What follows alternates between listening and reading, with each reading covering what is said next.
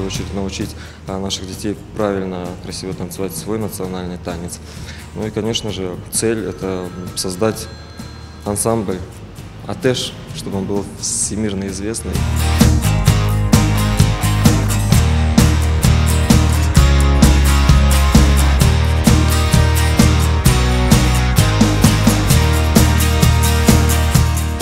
С детьми приятно работать, с ними очень весело иногда бывает.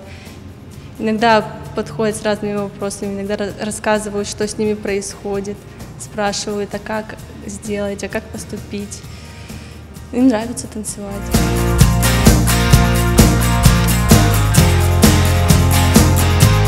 Меня Тара учит, я сие, мне нравятся танцы.